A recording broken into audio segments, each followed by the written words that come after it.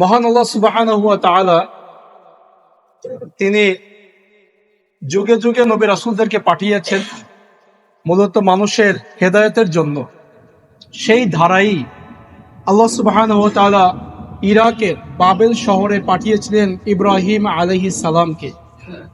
অতঃপর তিনি তার স্ত্রী সারা আলাইহিস সালামকে নিয়ে ওই জায়গা থেকে হিজরত করে ফিলিস্তিনে চলে আসেন এবং সেইখানে তার সন্তান হয় হচ্ছে ইসহাক আলাইহিস সালাম, এবং ইসহাক আলাইহিস সালামেরই সন্তান হচ্ছে ইয়াকুব আলাইহিস সালাম। ইয়াকুব আলাইহিস সালামের বংশধরদেরকে বলা হয় হচ্ছে বনি ইসরাইল। আর বনি ইসরাইলের মধ্যে ইয়াকুব আলাইহিস সালামের একজন সন্তান, তার নাম হচ্ছে ইয়াহুদা। তার নাম থেকেই গোটা বনি ইসরাইলকে পরবর্তীতে ইয়াহুদি হিসাবে মানুষের মাঝে পরিচিতি লাভ করে থাকে। এই জাতি এতটাই অভিশপ্ত যে এদেরকে আল্লাহ সুবহানাহু ওয়া তাআলা শ্রেষ্ঠত্ব দান করেছিলেন সমগ্র মানব জাতির মধ্যে।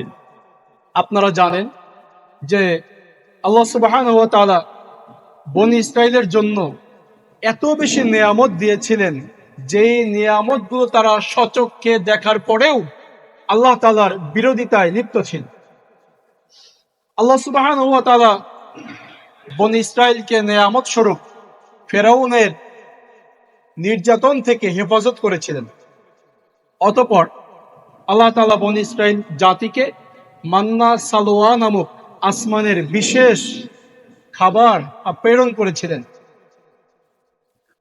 অতঃপর আল্লাহ সুবহানাহু ওয়া তাআলা বনি ইসরাইলের জন্য এই পৃথিবীতে বসবাসের উপযোগী ব্যবস্থা করে দিয়েছিলেন। অথচ বনি ইসরাইল জাতি এতটাই অকৃতজ্ঞ, আল্লাহ তাআলা বলেন, লাতাজিদান্না আশাদ্দান নাসি আদাওয়াতাল লিল্লাযিনা আমানুল ইয়াহুদা ওয়াল্লাযিনা আশরাকু। অবশ্যই আপনি মুসলিমদের জন্য বিপক্ষে পাবেন ইয়াহুদীদেরকে আর যারা মুশরিক, যারা আল্লাহর সঙ্গে শিরকে লিপ্ত রয়েছে তাদেরকে। তো আল্লাহ সুবহানাহু ওয়া তাআলা বনি ইসরাইলকে এত নিয়ামত দেওয়ার পরেও এদের কার্যকলাপ এতটাই ঘৃণিত জঘন্য ছিল, যা আল্লাহ সুবহানাহু ওয়া তাআলা তিনি কোরআনুল কারীমের বিভিন্ন জায়গায় উল্লেখ করে দিয়েছেন। বনি ইসরাইলদেরকে আল্লাহ তাআলা তথা ইয়াহুদি জাতিকে আল্লাহ সুবহানাহু ওয়া তাআলা অঢেল অগণিত সম্পদ দিয়েছিল। এক পর্যায়ে তারা বলতে শুরু করলো, ইন্নাল্লাহ ফাকিরুন ওয়া নাহনু আগনিয়া। আল্লাহ হচ্ছেন ফকির, আমরা হচ্ছি ধনী। নাউযুবিল্লাহ। তারা বলতে শুরু করলো, ইয়াদুল্লাহি মাগলুলাহ। আল্লাহ তাআলার হাত হচ্ছে একেবারে বদ্ধ, আল্লাহ তাআলা কিছু দিতে চায় না, কৃপণ, আমরা হচ্ছে ধনী। আল্লাহ সুবহানাহু ওয়া তাআলা তাদেরকে এত বেশি নিয়ামত দিয়েছিলেন, পাখির ভুনা গোশত আসতো আসমান থেকে, মান্না সালোয়া। বনি ইসরাইল জাতি বলা শুরু করলো, আমরা এই খাবার খেতে খেতে বিরক্তি লেগে গেছে, আমরা খাবো না। আল্লাহ তাআলা তখন তাদেরকে বললেন যে তোমরা ফসল উৎপন্ন করে খাও, না হলে কিয়ামত অবধি পর্যন্ত আসমান থেকে ওইভাবে মান্না সালোয়া আসতে থাকবে। এমনকি বনি ইসরাইলের অকৃতজ্ঞতা এতটাই বেশি যে তারা নবী রাসূলদেরকে হত্যা পর্যন্ত করেছিল। আর মূসা আলাইহিস সালাম তিনি যখন তার অনুসারীদেরকে নিয়ে চলে গেলেন আপনার পাহাড়ে পর্বতে, ওই সময়ে তারা গোবৎস বানিয়ে, গরুর বাছুর এইটা বানিয়ে ওই গরুর বাছুরের ইবাদতে লিপ্ত হয়ে গিয়েছে। গরুর বাছুরের ইবাদত থেকে ফিরে আসার কারণেই তাদের একজনকে বলা হতো ইয়াহুদি বা ইয়াহুদা। ইয়াহুদি শব্দের অর্থ হচ্ছে যে কিনা ফিরে আসে, প্রত্যাবর্তন করে আর তওবা করে। তো এই ইয়াহুদি জাতি তারা আল্লাহ সুবহানাহু ওয়া তাআলার সঙ্গে যে বিষয়ে ওয়াদাবদ্ধ হতো তাই ভঙ্গ করত, এবং এদের শাস্তি স্বরূপ আল্লাহ তাআলা প্রত্যেকবারই তাদের উপরে গজব নাজিল করতেন। তো তাদের উপরে এই গজবের পরিমাণ এতটাই বেশি যে নবী সাল্লাল্লাহু আলাইহি ওয়াসাল্লাম বলছেন যে কিয়ামতের পূর্বে ইহুদি যদি গাছের পেছনেও লুকায়, পাথরের পেছনে লুকায়, পাথর বলে দিবে, ওহে মুসলিম, একজন ইয়াহুদি আমার পেছনে লুকিয়ে আছে, তুমি একে ধরো এবং একে হত্যা করো। এতটাই অভিশপ্ত জাতি তারা। প্রিয় ভাইরা, আজকের বর্তমান বিশ্বের প্রেক্ষাপট আপনারা জানেন। ফিলিস্তিনে মুসলিমদের উপরে ইয়াহুদিদের যে বর্বর নির্যাতন, নির্মমতা, বর্বরতা, এটা অত্যন্ত মারাত্মক আকার ধারণ করেছে। অথচ এই ফিলিস্তিনবাসীরা এই ইয়াহুদিদেরকে যখন কিনা জার্মানি থেকে বিতাড়িত করে দেওয়া হয়, ওই সময় তারা তাদেরকে আশ্রয় দিয়েছিল, করুণা করেছিল। অথচ ফিলিস্তিনবাসী এটা বুঝতে পারেনি যে ইয়াহুদিরা হচ্ছে বিশ্বাসঘাতক একটি জাত, যারা কিনা নবীদেরকে পর্যন্ত হত্যা করেছে, আল্লাহ তাআলার নেয়ামতগুলোকে অস্বীকার করেছে। আমরা সংক্ষিপ্তভাবে জানবো যে এই ফিলিস্তিনের নির্যাতিত মুসলিমদের জন্য আমাদের কি কি করণীয় রয়েছে, যেটা আমাদের জানা বেশি জরুরি, বেশি দরকার। ফিলিস্তিনি নির্যাতিত মুসলিমদের জন্য আমাদের পক্ষ থেকে যা যা করণীয়, 1 নম্বর হচ্ছে নিজের আগে ইমানটাকে সতেজ রাখা। সর্বপ্রথম আপনাকে আমাকে আগে ইমানদার হওয়া লাগবে। আপনার আমার ইমানটাকে ঠিক আছে কিনা সেইটা আগে কোরআন সুন্নাহর কষ্টি পাথরে যাচাই করতে হবে। যদি আপনার আমার ইমানটা ঠিক না থাকে, আমাদের দ্বারা ফিলিস্তিনি বাসী শুধু নয়, বিশ্বের কোনো মুসলিমদেরই কখনোই কোনো উপকারে আসবে না। এজন্য আগে নিজের ইমানটাকে হেফাজত করতে হবে। আল্লাহ সুবহানাহু ওয়া তাআলা বলেছেন, ওয়ালাউ আন্না আহলাল কুরা আমানু ওয়াত্তাকাউ লাফাতাহনা আলাইহিম বারাকাতিম মিনাস সামাই ওয়াল আরদ। যদি কোনো জনপদের লোকেরা আল্লাহর উপরে ঈমান আনে আর আল্লাহকে ভয় করে, তাহলে আল্লাহ সুবহানাহু ওয়া তাআলা তাদের উপরে আসমান থেকে বরকতের দুয়ারকে খুলে দিবেন। সুবহানাল্লাহ। আপনার আমার জন্য 1 নম্বর করণীয় হচ্ছে নিজের ঈমানটাকে সতেজ রাখা। আমার ভিতরে আগে ঈমান আছে কিনা সেটাকে দেখতে হবে। আমি শিরকে লিপ্ত হয়ে যাচ্ছি কিনা, বা ঈমান ভঙ্গের যে কারণ সমূহ সেগুলো আমার মধ্যে বিরাজ করছে কিনা সেটাকে যাচাই করতে হবে। আমাকে আগে ঈমানদার হওয়া লাগবে। মনে করেন ফিলিস্তিনে যারা এখন মারা যাচ্ছে, যদি তাদের ঈমানটা বহাল থাকে তাহলে তারা শাহাদতের মর্যাদা পাবে ইনশাআল্লাহ। পক্ষান্তরে আপনার আমার যদি ঈমান না থাকে, যতই ফিলিস্তিনের পক্ষে কথা বলি না কেন, আপনার আমার জন্য জান্নাত হারাম হয়ে যাবে, জাহান্নাম নিশ্চিত হয়ে যাবে। সেজন্য আগে নিজের ঈমানটারে হেফাজত করা লাগবে, আগে নিজের একটু চিন্তা করা লাগবে। আল্লাহ তাআলা এটাই বলেছেন, কু আনফুসাকুম ওয়া আহলিকুম নারা। বান্দা, আগে তুমি নিজেকে জাহান্নাম থেকে বাঁচাও, তারপরে তোমার যারা সদস্য রয়েছে পরিবারের, তাদেরকে বাঁচানোর চেষ্টা করো, অতঃপর অন্য মানুষের চিন্তা। 1 নম্বর করণীয় হচ্ছে নিজের ঈমানটাকে হেফাজত করা। 2 নম্বরে হচ্ছে নিজেকে মুত্তাকি হিসেবে গড়ে তোলা। মুত্তাকি বলা হয় ওই ব্যক্তিকে যে কিনা হারাম থেকে নিজেকে বিরত রেখেছে আল্লাহর ভয়ে, তাকে বলা হয় মুত্তাকি। আপনি যদি মুত্তাকি না হন, ফিলিস্তিনবাসীর জন্য যতই দোয়া করেন, যতই জিহাদে যাইতে চান, কোনো কাজ আসবে না। কারণ আল্লাহ তাআলা বলছেন, ইন্নামা ইয়াতাকাব্বালুল্লাহু মিনাল মুত্তাকিন। আল্লাহ তাআলা মুত্তাকিদের থেকে ছাড়া আর কারোটা গ্রহণ করে না। তো আপনাকে আমাকে আগে মুত্তাকি হওয়া লাগবে। ঈমানদার হওয়ার পরে মুত্তাকি কাকে বলে? যাবতীয় হারামকে যেই ব্যক্তি আল্লাহর ভয়ে বর্জন করেছে তাকে বলে হচ্ছে মুত্তাকি। আর এই মুত্তাকি হওয়ার বিষয়গুলোই আমরা রমজান মাসে নিজেদের মধ্যে নিয়ে এসেছি। কিভাবে মুত্তাকি হতে হয়? রমজান মাসের দিনের বেলায় হালাল খাদ্য, হালাল স্ত্রী থেকে বিরত থেকেছি কেন? আল্লাহর ভয়ে। আল্লাহ দিনের বেলা হারাম করেছে জন্য। ওই আল্লাহর ভয়েই যাবতীয় সুদ, ঘুষ, ব্যভিচার, দুর্নীতি, মিথ্যা, অশ্লীলতা, বেহায়াপনা, যাবতীয় হারাম থেকে বিরত থাকা লাগবে। তাহলেই আপনি আমি মুত্তাকি হতে পারবো। তো 2 নম্বর কাজ হচ্ছে আপনার আমার মুত্তাকি হওয়া। 3 নম্বর হচ্ছে ফিলিস্তিনবাসীর জন্য বা বিশ্বের সমগ্র নির্যাতিত মুসলিমবাসীর জন্য আল্লাহর কাছে কি করা? দোয়া করা। দোয়াটা কিভাবে করবেন? আল্লাহ তাআলা বলে দিয়েছেন, ইয়া আইয়ুহাল্লাযিনা আমানু, হে যারা ঈমান এনেছে, ইস্তাঈনু বিস-সাবরি ওয়াস-সালাহ, তোমরা সবরের মাধ্যমে আর সালাতের মাধ্যমে আল্লাহর কাছে দোয়া করো। আমাদের একজন ভাই, তিনি একটি বিষয় নিয়ে লিখেছেন যে আপনি নামাজ পড়তে পারেন না, আপনার নামাজের জন্য মুয়াজ্জিন ডাকছে, যেতে পারেন না, আপনি ফিলিস্তিনবাসীর জন্য কি করবেন, বা ফিলিস্তিনে গিয়ে জিহাদ করবেন কিভাবে? প্রিয় ভাইরা, দৈনিক 5 বার আল্লাহর পক্ষ থেকে ডাকা হয়, হাইয়া আলাস সালাহ। আমি যদি আল্লাহর এই ডাকে সাড়া দিতে না পারি, যখন বলা হবে হাইয়া আলাল জিহাদ, জিহাদের জন্য আসো, যেখানে কিনা মৃত্যু নিশ্চিত রয়েছে, যখন তখন মারা যেতেই পারি, আমি নামাজেই আসতে পারি না, আমি জিহাদে যাব কিভাবে? এজন্য আল্লাহর কাছে দোয়া করা লাগবে নামাজ পড়ে। তারপরে আল্লাহ তাআলা শর্ত দিয়েছেন, ইস্তাইনু, আল্লাহর কাছে সাহায্য কামনা করো, বিসসবরি ওয়াস সালাহ, সালাতের মাধ্যমে, সবরের মাধ্যমে। তার মানে ইমানদার হওয়ার পর, মুত্তাকি হিসাবে নিজেকে গড়ে তোলার পর, নামাজি আগে হওয়া লাগবে। ইমানদারের জন্য দ্বিতীয় কর্মসূচি হচ্ছে নামাজি হওয়া। আপনাকে আমাকে দৈনিক 5 ওয়াক্ত সালাত মসজিদে এসে জামাত আদায় করতে হবে, পুরুষদের জন্য। যে কোনো ভাবেই হোক সালাত আদায় করতেই হবে, এবং সালাতের মাধ্যমে আল্লাহর কাছে সাহায্য এটা কামনা করতে হবে। আপনি এই নামাজ পড়েন না, ফজরের নামাজে আসেন নাই, বা ফজর নামাজ আদায়ই করেন নাই, সকাল 10টা বাজে ঘুম থেকে উঠে ফেসবুকে লিখে দিলেন আমি ফিলিস্তিনের পক্ষে আছি, আপনার এই লেখায় কিচ্ছু যাবে আসবে না। আপনাকে দোয়া করতে হবে ফেসবুকে না, নামাজের মাধ্যমে। ইস্তাইনু বিসসবরি ওয়াস সালাহ, সালাতের মাধ্যমে আল্লাহর কাছে সাহায্য কামনা করুন।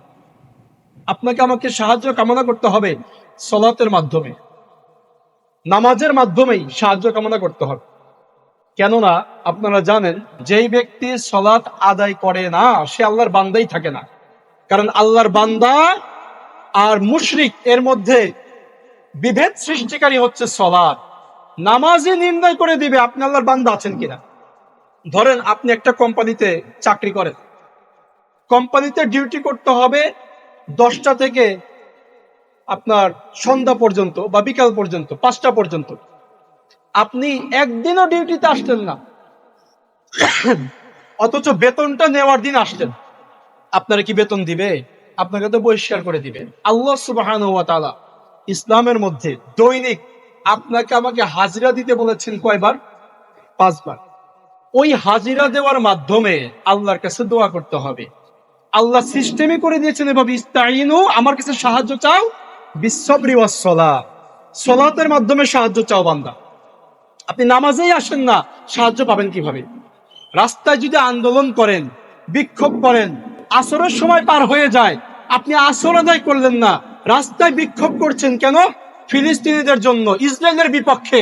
আপনার এই বিক্ষোভের আল্লাহর কাছে কোনো দামি নেই। এজন্য নামাজি হওয়া লাগবে। নবী সাল্লাল্লাহু আলাইহি ওয়াসাল্লাম বলেছেন, মান হাফাজা আলাইহা কানাত লাহু নূরান ওয়া নাজাতান ওয়া বুরহানান, যেই ব্যক্তি নামাজটারে হেফাজত করতে পারলো, তার জন্য কিয়ামতের দিন আল্লাহর পক্ষ থেকে নূর থাকবে, নাজাত থাকবে, জান্নাতে যাওয়ার মতো ব্যবস্থা থাকবে। সুবহানাল্লাহ। ওয়া মান লাম ইউহাফিজ আলাইহা লাম তাকুন লাহু নূরান ওয়ালা নাজাতান ওয়ালা বুরহানান, যেই ব্যক্তি কিনা নামাজকে হেফাজত করবে না, ওই ব্যক্তির জন্য কিয়ামতে কোনো আলো থাকবে না, নাজাত থাকবে না, দলিল থাকবে না জান্নাতে যাওয়ার। ওয়া কানা ইয়াউমাল কিয়ামাতি মা কারুন ওয়া ফিরআউন ওয়া হামান ওয়া উবাই ইবনে খালদ, কিয়ামতের দিন এই বেনামাজির জন্য বন্ধু করে দেওয়া হবে কারুনকে, ফেরাউনকে, হামানকে, উবাই ইবনে খালদকে, পৃথিবীর একেবারে কুখ্যাত কাফেরদেরকে বেনামাজির বন্ধু বানায় দেওয়া হবে। আপনি যদি বেনামাজির বন্ধু হয়ে ফিলিস্তিনিদের জন্য আল্লাহর কাছে দোয়া করেন, আপনার নিজেরই তো কাজে আসবে না, ফিলিস্তিনিদের জন্য কিভাবে কাজে আসবে? এজন্য প্রিয় ভাইরা, নিজের নামাজটাকে আগে ঠিক করতে হবে, আগে নিজেকে পাক্কা মুসল্লি তৈরি করতে হবে। আপনি অবশ্যই মুসলিমদের জন্য দোয়া করবেন, তবে আগে নিজের সালাতটাকে হেফাজত করে তারপরে দোয়া করতে হবে। আল্লাহ সুবহানাহু ওয়া তাআলা এরপরে যেটা বলেছেন, ইস্তাইনু বিসসবর, তোমরা আল্লাহর কাছে সাহায্য চাও সবরের মাধ্যমে। সবর অর্থ হচ্ছে ধৈর্য। ধৈর্যের একটা দিক হচ্ছে যে আল্লাহ তাআলা যা আদেশ করেছেন ধৈর্য সহকারে সবকিছুকে পালন করা, এটা হচ্ছে 1 নম্বর ধৈর্য। 2 নম্বর ধৈর্য হচ্ছে আল্লাহ তাআলা যা নিষেধ করেছেন তা থেকে ধৈর্য ধারণের মাধ্যমে বিরত থাকা। আর এরপরে সর্বশেষ 3 নম্বর ধৈর্য হচ্ছে আল্লাহর পক্ষ থেকে যদি কোনো বিপদ আপদ বালা মুসিবত আসে ধৈর্য ধারণ করে স্থির থাকা, ইমানের উপরে অটল থাকা, এটা হচ্ছে 3 নম্বর ধৈর্য। ধৈর্যের এই 3টা দিক আছে। 1 নম্বর দিক একটু জানি, সেটা হচ্ছে আল্লাহর যা আদেশ ধৈর্য ধারণ করে ওইটার উপরে অটল থাকতে হবে। যেমন আল্লাহ তাআলা আদেশ করেছেন 5 ওয়াক্ত সালাত আদায়। 5 ওয়াক্ত সালাত রেগুলার আদায় করতে যদি আমি চাই, তাহলে আপনাকে আমাকে ধৈর্য ধারণ করে আদায় করতে হবে। যে ব্যক্তি ধৈর্য নাই সেই ব্যক্তি বেনামাজি হয়।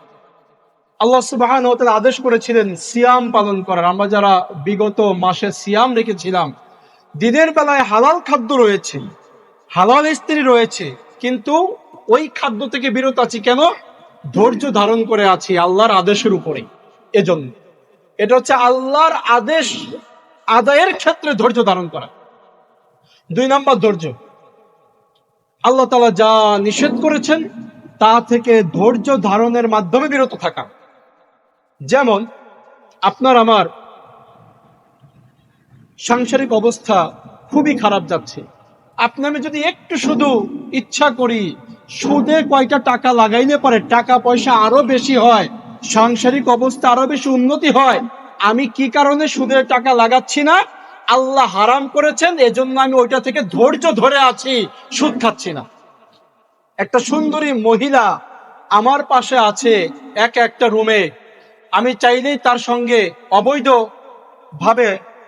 সম্পর্ক স্থাপন করতে পারি, জেনায় লিপ্ত হতে পারি। কেন হচ্ছি না? ধৈর্য ধারণ করে আছি, আল্লাহ এটা হারাম করছে এজন্য। এটা হচ্ছে হারামের উপরে ধৈর্য ধারণ করে থাকা, হারাম থেকে বিরত থাকা ধৈর্য ধারণের মাধ্যমে।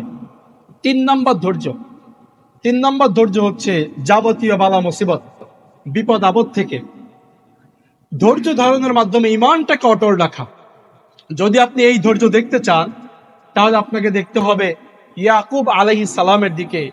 যখন তার অন্য সন্তানেরা এসে বলল যে আমার ভাই ইউসুফকে বাঘে খেয়ে ফেলেছে, ইয়াকুব আলাইহিস সালাম বলেন যে আমি তোমাদের কথা বিশ্বাস করি না, ফাসসাবরুন জামিল, তবে আমি উত্তম ধৈর্য ধারণ করছি। এটা হচ্ছে বিপদের সময় ধৈর্য ধারণ করা। যেমন বলেছিল ফেরাউনের স্ত্রী আসিয়া আলাইহিস সালাম, যখন কিনা তার বুকের উপরে বিশাল বড় একটা পাথর রাখা হয়েছিল সামান্য একটু উপরে, ওই পাথরটা রেখে ফেরাউনের পক্ষ থেকে বলা হয়েছিল আসিয়া আমাকে রব মেনে নাও, যদি রব মেনে নাও এই পাথরটা সরায়া দেওয়া হবে, যদি রব মেনে না নাও পাথরটা নামায়া দেওয়া হবে। তখন আসিয়া আলাইহিস সালাম তিনি বলেছিলেন রব্বিবনি লি ইনদাকা বাইতান ফিল জান্নাহ, আল্লাহ আমি আপনার কাছে জান্নাতে একটা ঘর চাই। এটা হচ্ছে ধৈর্য, বিপদের সময় ইমানটাকে অটল রাখা। পাথরটাকে নামায় দেওয়া হইল, তিনি শাহাদাত বরণ করলেন। এটা হচ্ছে বিপদের সময় ধৈর্য। যেই ধৈর্যটা এখন আপনাকে আমাকে ধরতে হবে, ফিলিস্তিনি ভাইদেরকে যেটা ধরতে হবে, কারণ তাদের তো উপায় নাই, তাদের কাছে তো অস্ত্র নাই, তারা তো নিরস্ত্র নিরীহ, যাদের উপরে ইসরায়েলি অভিশপ্ত ইহুদি জাতিরা বর্বর নির্যাতন চালাচ্ছে, তাদেরকেও যেমন ধৈর্য ধারণ করতে হবে, তেমনি আমাদেরকে ধৈর্যের সাথে শত্রুদের মোকাবেলা করতে হবে। সেটা কিভাবে করবেন?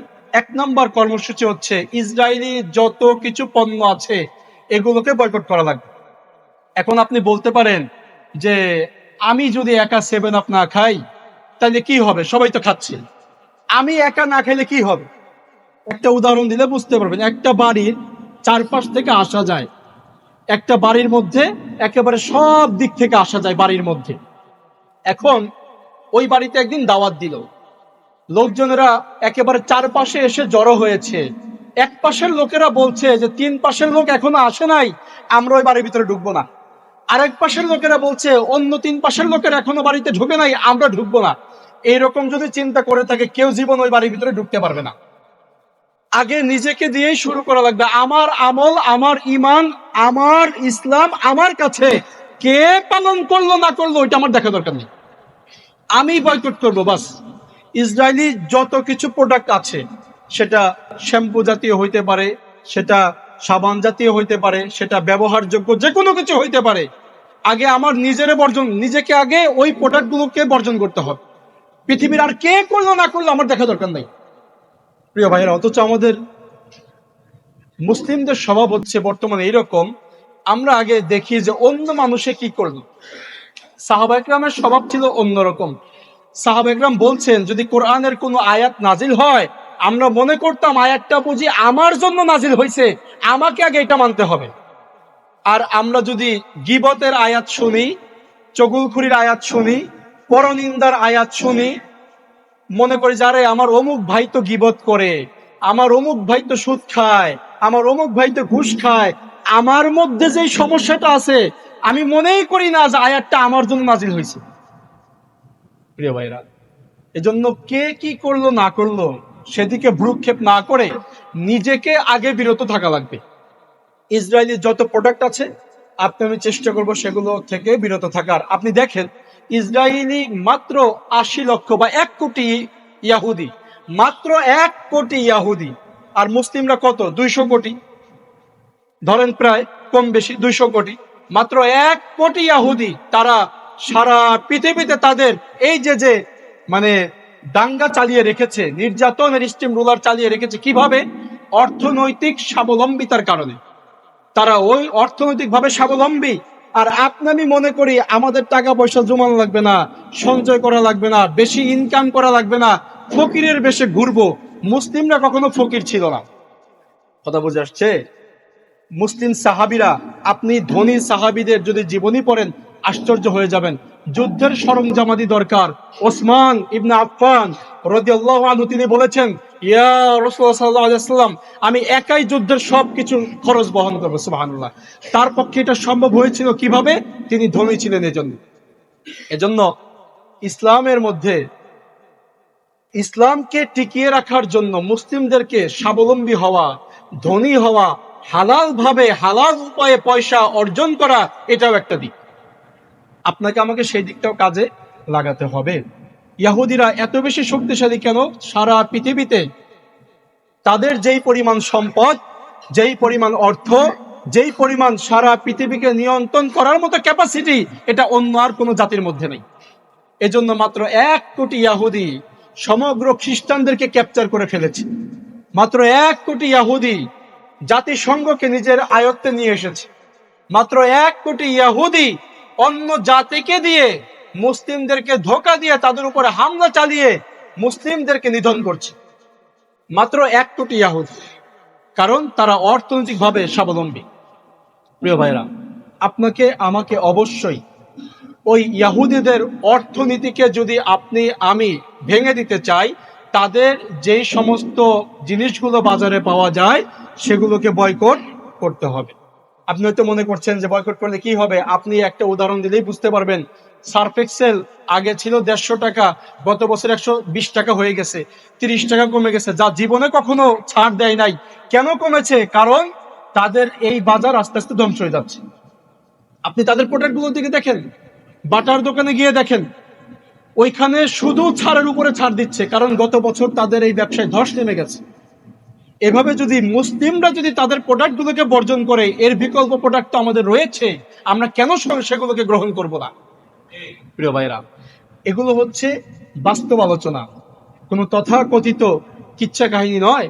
আপনাকে আমাকে যদি পৃথিবীতে টিকে থাকতে হয়, ইসলামকে যদি বিজয়ী বেশে দেখতে হয়, তাহলে অবশ্যই ইসলাম বিরোধীদেরকে বয়কট করতে হবে, বর্জন করতে হবে, তাদের প্রোডাক্টগুলোকে বর্জন করতে হবে। কিন্তু আমরা এতটা অভ্যস্ত হয়ে গেছি তাদের এই বিষয়গুলোকে ব্যবহার করতে করতে, এই জিনিসগুলোকে, যেন আমাদের এগুলো ছাড়া কোনো রকম চলেই না। প্রিয় ভাইরা, একদিকে যেমন তারা স্বাবলম্বী হচ্ছে, তেমনি ভাবে দেশীয় যেই জিনিসগুলো রয়েছে বাজারে, সেগুলো ব্যবহার না করার কারণে আমাদের অর্থনীতি আরো আস্তে আস্তে ভেঙে যাচ্ছে। আমরা স্বাবলম্বী হওয়ার বদৌলতে দেখা যায় যে অর্থনৈতিকভাবে বিধ্বস্ত হয়ে যাচ্ছে, শুধুমাত্র নিজেদের প্রোডাক্টগুলো ব্যবহার না করার কারণে। তাদের প্রোডাক্ট যত বেশি চমকদারি হোক না কেন, আপনাকে আমাকে বর্জন করতেই হবে। নিজ উদ্যোগে নিজের পরিবারে নিজেকে আগে বর্জন করা লাগবে। এর পরবর্তীতে ইহুদিদের বা ইসরায়েলি রাষ্ট্রের সাপোর্টে যে সমস্ত দেশগুলো রয়েছে, সেই সমস্ত দেশগুলোর যে সমস্ত পণ্য পাওয়া যায় সেগুলোকেও যথাসম্ভব বর্জনের চেষ্টা করতে হবে। আপনি জানেন, ভারত থেকে প্রায় 5,500 সৈন্য মোতায়েন করেছে ইসরায়েলে শুধুমাত্র ফিলিস্তিনিদেরকে নিধন করার জন্য। আপনি আমি মনে করছি ভারত বুঝে আমাদের বন্ধু। ভারত আপনাকে আমাকেও যদি পায় তাহলে তারা আপনাকে আমাকে নির্বিচারে হত্যা করবে, এবং সেটা করছে কাশ্মীরে। প্রিয় ভাইরা, যদি আপনি আমি নিজেদের বন্ধু হিসাবে কোনো রাষ্ট্রকে মনে করি, অবশ্যই আপনাকে আমাকে সৌদি আরবকে আগে মনে করতে হবে। আরো পার্শ্ববর্তী যে রাষ্ট্রগুলো রয়েছে, মালয়েশিয়াকে মনে করতে পারেন, পাকিস্তানকে মনে করতে পারেন, কিন্তু তুরস্ক না, অন্যান্য রাষ্ট্রগুলো না। আপনি দেখবেন যারা হচ্ছে, যারা কিনা সুফিজমে বিশ্বাসী, যারা কিনা শিয়া মতবাদে বিশ্বাসী, তারা কখনোই সুন্নিদের বন্ধু হতে পারেন। অথচ একটা উদাহরণ যদি দেই আরো বেশি স্পষ্ট হবে, সারা বিশ্বের মিডিয়া হচ্ছে ইসরায়েলের দখলে। এজন্য সারা বিশ্বের মিডিয়া দ্বারা সৌদি বিদ্বেষী আপনাকে আমাকে বানানো হচ্ছে। আপনি বলবেন যে কিভাবে সৌদি বিদ্বেষী বানানো হচ্ছে? আপনি জানেন বাংলাদেশে একজন আলেম, ভালো আলোচক, বক্তা মারা গিয়েছেন, দেলোয়ার হোসেন সাঈদী রাহিমাহুল্লাহ। আপনার আমার চোখে উনি কি ভালো মানুষ না? আপনার আমার চোখে তো ভালো মানুষ, তাই না? কিন্তু এই লোকটাকে যে মানুষের কাছে কালারিং করেছে হচ্ছে বাংলাদেশি মিডিয়া। বাংলাদেশি মিডিয়া যদি এক দেলোয়ার হোসেন সাঈদীকে এইভাবে কালারিং করতে পারে, একটা ভালো মানুষটা যদি ধর্ষণকারী বানাইতে পারে, সারা বিশ্বের মিডিয়া হচ্ছে সৌদি আরবের বিপক্ষে। তো সৌদি আরবকে তো খারাপ বানানো আরো সহজ। ইরানকে আপনার আমার চোখের সামনে খারাপ বানাবে না, তুর্কিকে খারাপ বানাবে না। খারাপ বানাবে কাকে? ইন্দোনেশিয়াকে খারাপ বানাবে না, খারাপ বানাবে হচ্ছে সৌদি আরবকে। কারণ সৌদি আরবে মক্কা মদিনা আছে। ইরান চায় মক্কা মদিনা দখল করতে, সৌদি আরবের সৈন্যগুলো পাঠিয়ে দেখি ইসরায়েলে, আর ইরান এসে দখল করবে মক্কা মদিনা। প্রিয় ভাইরা, এজন্য একটি মুসলিম রাষ্ট্র, যেই মুসলিম রাষ্ট্র থেকে প্রায় কয়েক বছর আগে বিশ্বের সমস্ত মুসলিম রাষ্ট্রকে আহ্বান করেছিল মুসলিম সৈন্য মোতায়েনের জন্য, কেউ তাদের ডাকে সাড়া দেয় নাই। ইসরায়েলের বিপক্ষে পরপর 2 বার জিহাদ করেছিল সৌদি সরকার তাদের পক্ষ থেকে, অন্য কোন রাষ্ট্র যুদ্ধ করে নাই। অথচ আপনার আমার নিকটে সৌদি আরবকে খারাপ বানিয়ে দিচ্ছে কারা? বিশ্ব মিডিয়া, যা কিনা ইসরায়েলের নিয়ন্ত্রণে রয়েছে। আপনি সেটা বুঝতে পারবেন এটার দিকে লক্ষ্য করলেই, যে এক সাঈদী রাহিমাহুল্লাহ বা আরো যারা আছে আলেমরা, তাদেরকে বাংলাদেশি মিডিয়া যদি এতটা পচাইতে পারে, তো বিশ্ব মিডিয়া যার পেছনে লেগে আছে তাকে তো আরো বেশি পচায় ছাড়বে। এজন্য প্রিয় ভাইরা, সৌদি আরব যেখানে মক্কা মদিনা রয়েছে, সৌদি আরবের আমাদের ভালোবাসার জায়গা সবসময় থাকবে। তবে তাদের সব কর্মকাণ্ড যে ভালো, বিষয়টা এমন নয়। তাদের যেটা হারাম সেটা হারাম, কিন্তু তারা শিয়া মতবাদে বিশ্বাসী নয়, সুফিজমে বিশ্বাসী নয়। তারা আপনাকে আমাকে পেলেই হত্যা করবে না। আপনি ইরানে যান, আপনাকে পেলে তারা হত্যা করে ফেলবে।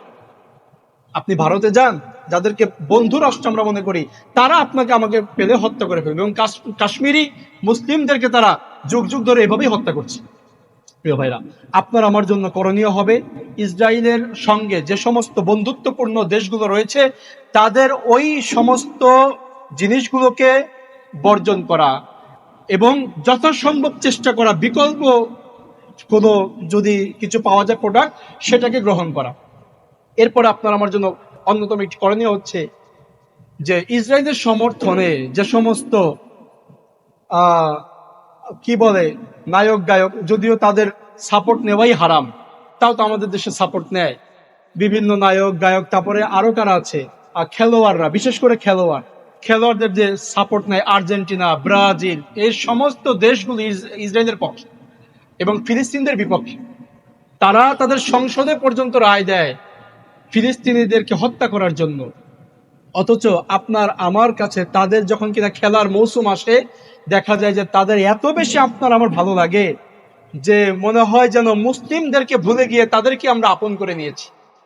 অথচ নবী সাল্লাল্লাহু আলাইহি ওয়াসাল্লাম বলেছেন, মান তাশাব্বাহা বিকওমিন ফাহুয়া মিনহুম, কেউ যদি কোনো জাতির সাদৃশ্য গ্রহণ করে, সে ওই জাতির অন্তর্ভুক্ত হিসাবেই গণ্য হবে। প্রিয় ভাইরা, আপনি দেখবেন যে এখনো ব্রাজিলের অনেক খেলোয়াড়ের পোশাক আমাদের অনেক মুসলিমদের গায়ে রয়েছে, আর্জেন্টিনার অনেক খেলোয়াড়দের পোশাক অনেক তথাকথিত মুসলিমদের গায়ে রয়েছে।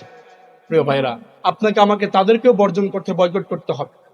এদেরকে আমরা আস্তে আস্তে আপন করে নিয়েছি, যে কারণে ফিলিস্তিনি মুসলিমদের নির্যাতন আপনার আমার সহ্যের মধ্যে চলে এসেছে। কারণ আমরা ইহুদিদেরকে, খ্রিস্টানদেরকে, কাফেরদেরকে আপন করে নিচ্ছি আস্তে আস্তে। নবী সাল্লাল্লাহু আলাইহি ওয়াসাল্লাম বলেছেন খালিফাল ইয়াহুদ, ইহুদিদের বিরোধিতা করো। তার মানে ইহুদিরা যেটা করে তোমরা ওটার বিপরীতটা করো। এখান থেকে আরেকটা বিষয় বের হয়, ইহুদিরা যে প্রোডাক্টটা আপনার আমার জন্য দিবে, তাদেরকে ধ্বংস করার জন্য বিকল্পটা তালাশ করা লাগবে। আপনার আমার জন্য জরুরি বিকল্পটা তালাশ করার, তাদের অর্থনৈতিক ভাবে বিধ্বস্ত করে দেওয়ার জন্য এই কর্মসূচি আপনার আমার থাকতে হবে। এরপরে আরেকটি কাজ রয়েছে আপনার আমার জন্য, সেটা হচ্ছে আপনি আমি এখন সন্তানদেরকে ভারতের সিনেমা দেখাই, কার্টুন দেখাই, সেগুলো না দেখায়া সন্তানদেরকে এক একজন মুজাহিদ হিসাবে তৈরি করার চেষ্টা করতে হবে। মুসলিমরা তো এতটা ভীরু ছিল না। ভীরু কিভাবে হলো? আপনি যদি ঢাকা ভার্সিটিতে যান তাহলে বুঝতে পারবেন মুসলিমরা এতটা কাপুরুষ কিভাবে হয়েছে। ওইখানে যারা কিনা ৭১-এর চেতনা নিয়ে লেখাপড়া করছে, ঢাকা বিশ্ববিদ্যালয়ের আপনি অবস্থা দেখলে আপনার নিজের কাছে আফসোস হবে। চারুকলা ডিপার্টমেন্টে যাবেন, দেখবেন যে শাড়ি পরেছে, কে শাড়ি পরেছে? নারী না, পুরুষ শাড়ি পরেছে, কান ফুরিয়েছে, কানের দুল পরেছে, তারা বলছে আমরা হচ্ছে চেতনাশীল। শাড়ি পরে পুরুষ সাজছে আর বলছে যে আমাদের অধিকার দাও। দেখছেন না, মাঝে মাঝে বের হয় রাস্তায় অধিকার নিয়ে, শাড়ি পরবে, আবার মহিলারা পরবেই না কিছু, এটাও নাকি তাদের একটা অধিকার, কিছুই পরবে না। আপনার আমার এই চেষ্টা অব্যাহত রাখতে হবে আপনার আমার সন্তানদেরকে প্রকৃত মুসলিম হিসাবে গড়ে তোলার জন্য। আপনার আমার সন্তানদেরকে সাহাবা একরাম যেই চেতনা লালন করতো সেই চেতনাশীল করার জন্য। সাহাবা একরাম ভীরু ছিলেন না, কাপুরুষ ছিলেন না, যে কারণে ৩১৩ জন ১,০০০-এর বিরুদ্ধে জয়ী হয়েছিলেন। মাত্র ৩,০০০ ১,০০,০০০-এর বিরুদ্ধে জয়ী হয়েছিলেন। তাদের ইমানই শক্তি ছিল ওই রকম। আর আমরা আস্তে আস্তে এমন ভাবে ঘরের কোনায় ঢুকে গেছি, মাত্র দুই একটি স্ট্যাটাস দিচ্ছি, 7 আপ খাচ্ছি, আর ওই ইসরায়েলের আমরা সাপোর্ট করছি। তাদের যে সমস্ত বন্ধু দেশ রয়েছে, খেলোয়াড় রয়েছে, তাদেরকে সাপোর্ট করছি। প্রিয় ভাইরা, আপনাকে আমাকে সত্যিকারের পুরুষ, সত্যিকারের মুসলিম পুরুষ হতে হবে। সত্যিকার ভাবে আপনার আমার মধ্যে সাহাবা ইকরামের যেই রকমের চেতনা ছিল সেটাকে লালন করতে হবে। মুসলিমরা এত বেশি ভীরু ছিল না। আর এজন্য আপনার আমার আরেকটি চেষ্টা অব্যাহত রাখতে হবে, সন্তানকে আপনি অন্তত সামান্য কয়েক বছর হলেও মাদ্রাসার শিক্ষাটা আগে দিবেন, যাতে সে অন্তত পক্ষে ইসলাম সম্পর্কে কিছু ধারণা নিতে পারে। আপনি দেখবেন যে যে কোনো সেক্টরে যেই অফিসার রয়েছে, পুলিশ রয়েছে, ডিসি রয়েছে, যেই কিনা একটু সৎ, আপনি তার ফ্যামিলি ব্যাকগ্রাউন্ডে দেখবেন হয় তার বাবা আলেম ছিল, অথবা সে নিজে মাদ্রাসাতে ২-৪ কলম লেখাপড়া করেছে, বা কোনো ইমাম সাহেবের সোহবতে গিয়েছিল, থেকেছে, কিছুটা শিখেছে, ইসলাম কিছুটা তার মধ্যে রয়েছে, যে কারণে সেই ব্যক্তি বড় উচ্চ পদস্থ হওয়ার পরেও সৎ হতে পেরেছে। এজন্য নিজের সন্তানকে চেষ্টা করবেন ছোটবেলা থেকেই মাদ্রাসায় অন্তত কয়েকটা বছর যাতে লেখাপড়া করে, হোক ডাক্তার, হোক ইঞ্জিনিয়ার, হোক বড় কোনো অফিসার, কিন্তু যদি ইসলামের শিক্ষা তার মধ্যে দেওয়া থাকে, সে কখনোই অসৎ হবে না। জীবনের একটা পর্যায়ে গিয়ে হলেও সে তার ইসলামকে আবার ভিতরে জাগ্রত করে ফিরিয়ে নিয়ে আসবে ইনশাআল্লাহ। এজন্য সেই চেষ্টাটা অব্যাহত রাখতে হবে।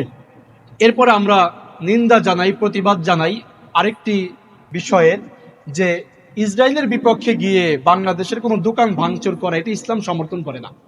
আপনি বাটার শোরুম গিয়ে ভাঙচুর করবেন বা কারো ব্যবসা প্রতিষ্ঠান একেবারে ভেঙে গুড়িয়ে দিবেন, এটা কখনো ইসলাম সমাধানের রাস্তা হিসেবে বেছে নেয় না, এটা ইসলাম সমর্থন করে না। এই ধরনের হামলা ইসলাম কখনোই সাপোর্ট করে না। সেজন্য এই সমস্ত হামলার দিকে আপনার আমার সাপোর্ট যেন না থাকে, সেদিকে লক্ষ্য রাখতে হবে। একজন বাটার দোকানে গিয়েছে, গিয়ে হামলা করেছে, ওখানের জুতা নিয়ে এসে আবার নিজেই চলাফেরা করছে ওটা পরে।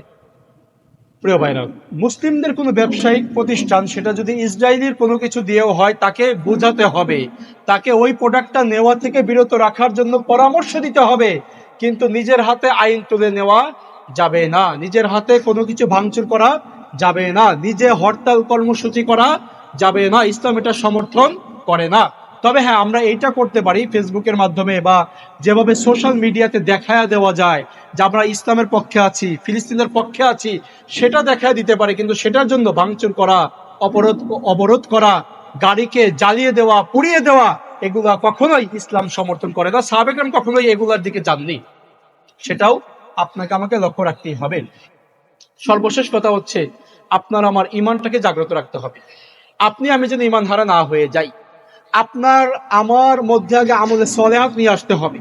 আপনাকে আমাকে আগে সৎ আমল করতে হবে, আপনাকে আমাকে আগে ন্যায় পরায়ণ হতে হবে, আপনাকে আমাকে সত্যবাদী হতে হবে, আপনাকে আমাকে সততার মধ্যে থাকতে হবে। তাহলেই আপনার আমার দ্বারাই একটি মুসলিম বিশ্ব পরিচালনা করা সম্ভব। আল্লাহ তাআলা কখনোই কোনো মূর্খের হাতে, কোনো মূর্খ মুসলিমের হাতে মুসলিম বিশ্বকে তিনি দিবেন না। যে কারণে মাহাদি যখন আসবে গোটা মুসলিম রাষ্ট্রগুলো এক হয়ে যাবে তার নেতৃত্বে। কেন? তিনি হবেন যোগ্য নেতা।